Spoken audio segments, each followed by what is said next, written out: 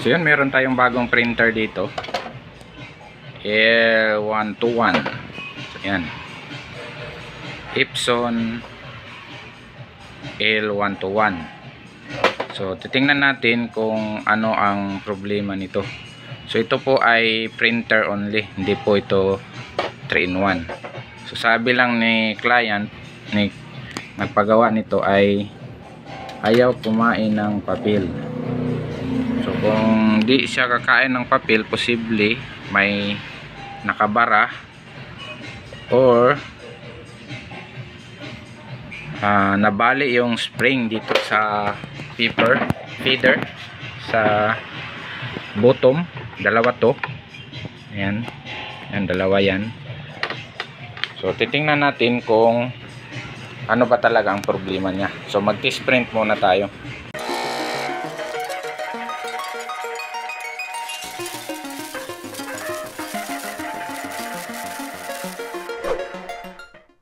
So yan, mag-test print tayo.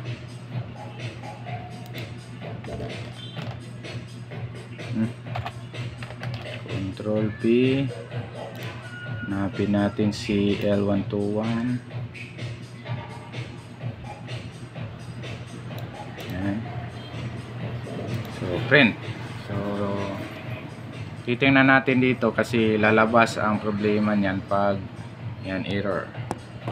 Ang sabi niya ay cancel all print jobs, open the cover and remove any jam paper, close the cover and turn the power on and then power off. So yan, error, paper jam. So titingnan natin dito sa loob. So bago natin buksan ang printer, ay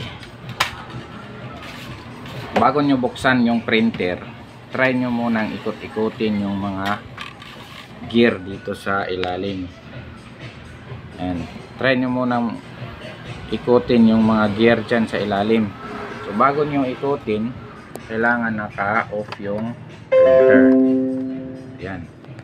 So itong printer head na to, kailangan nyo move dito sa kaliwa. Tapos kumuha kayo ng, so first troubleshoot natin to. So dito kaagad di natin masasabi na magiging okay to agad. So yun, try nyo tingnan yung lever dito. Yan, yung lever niya, pinaka lever. Tapos ito yung ikutin nyo, ito na gear, yung naka-attach sa roller. Yan, ikutin nyo lang pataas. Yan.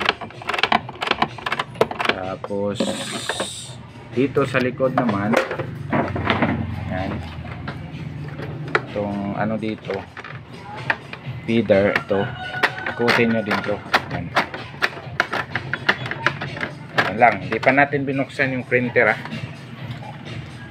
and switch on. Yun, diba gumalaw yung at saka nag-error agad. So ngayon, dahil may error talaga, kailangan natin tong buksan ang printer.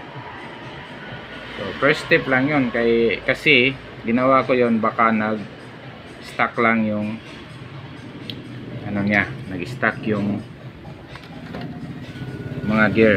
So di naman, so bumalik yung error niya. Yan. So ikutin natin ulit. Tapos switch on. Ayan, diba gumalaw. Kanina pag on natin ay pula agad, pero ngayon gagalaw muna bago siya mag red light. So bubuksan natin to, try natin tingnan kung ano ang problema sa loob. So madali lang to buksan. Muna natin. So madali lang to buksan. May 6 na bolt lang ang tatanggalin nyo, isa dito tsaka isa dito, tapos tanggalin nyo to, at saka meron dito sa taas sa dalawa. Ayan, tingnan nyo lang kung paano ko bubuksan.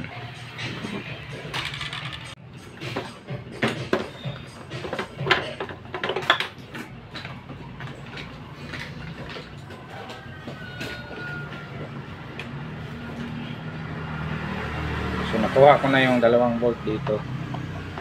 So ang sunod ay tatanggalin natin yung rubber cap. Tapos kasunod ito, sukin nyo lang dito. Ayan. Taas, angat. Tapos balik nyo yung rubber cap.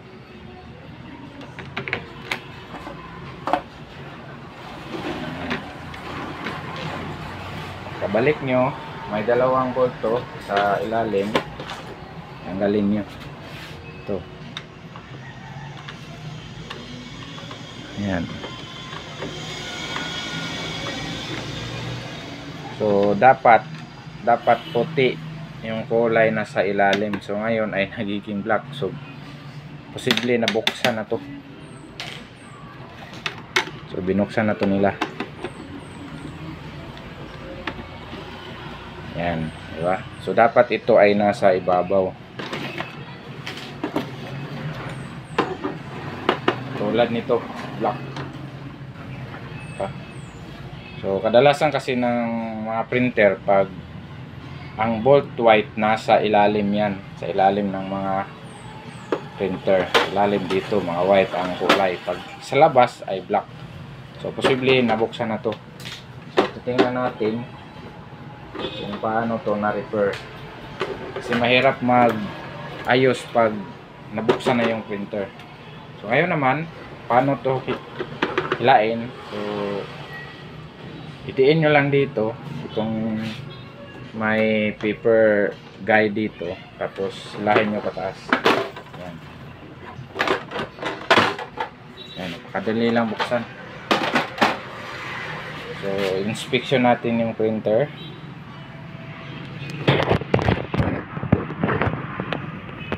Inspection natin, tingnan natin sa ilalim kung bakit namumula agad. Okay pa naman yung sensor nya, may spring.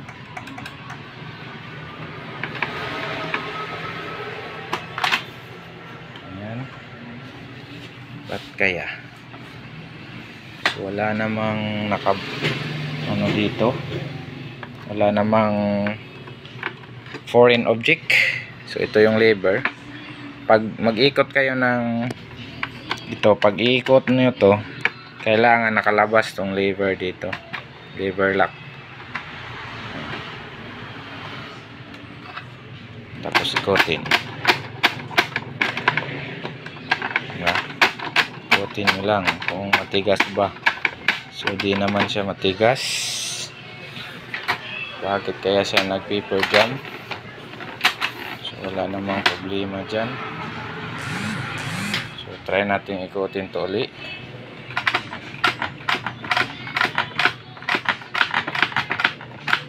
Tapos lagyan natin ng wire supply.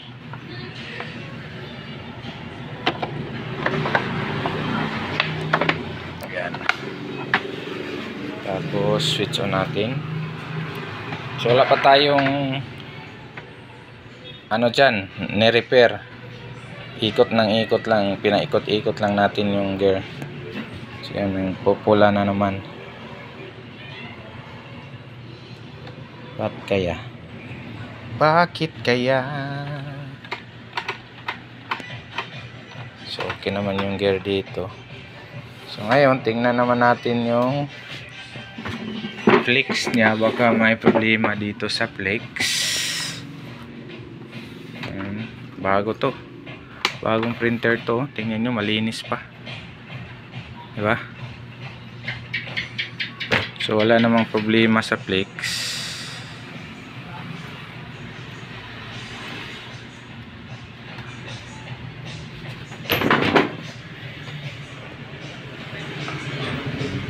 So tingnan nyo rin yung mga wire.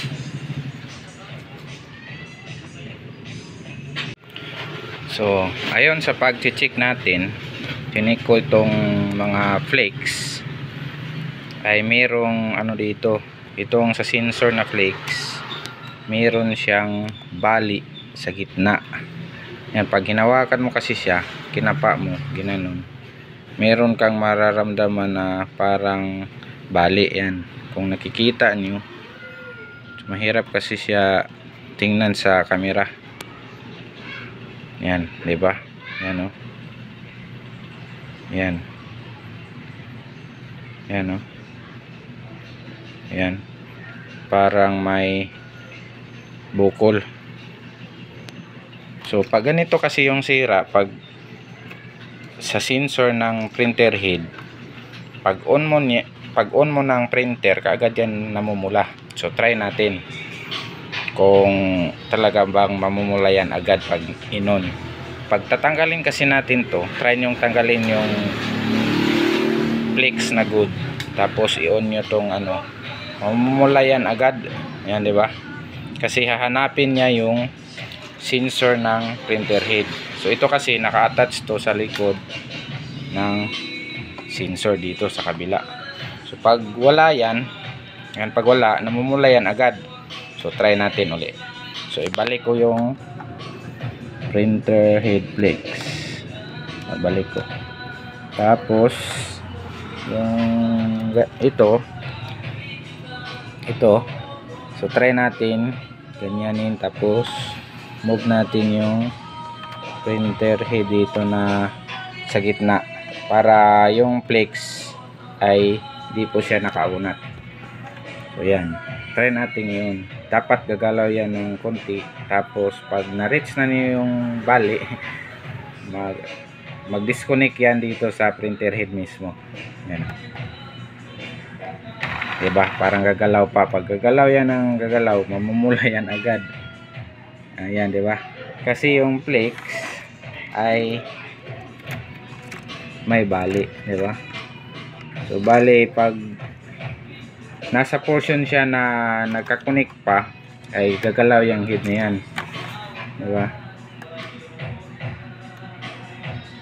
Di ba? Parang gagalaw pa siya. Gagalaw siya konti, di ba? Tapos mamumula yan agad.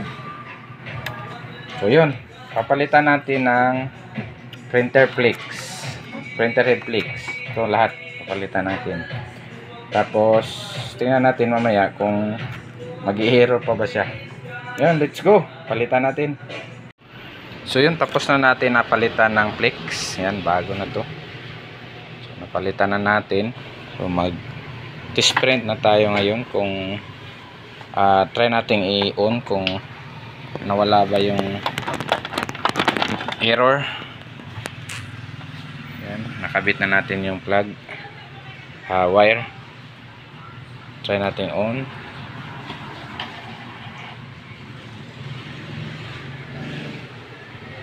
So hindi ko na pinakita ang pagpalit dahil meron naman akong mga vlogs dyan kung paano magpalit ng flex. So marami na po akong post na video kung paano palitan to. So yun, stable na po siya. So wala na pong error. So yun, try nating printahan kung gagana ba.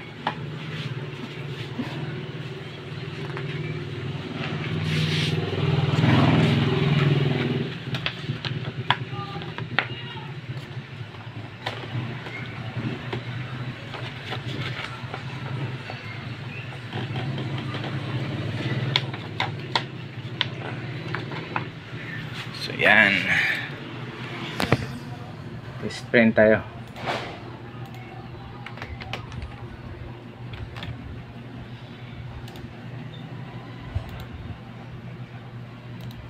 Yan, printing. Yun.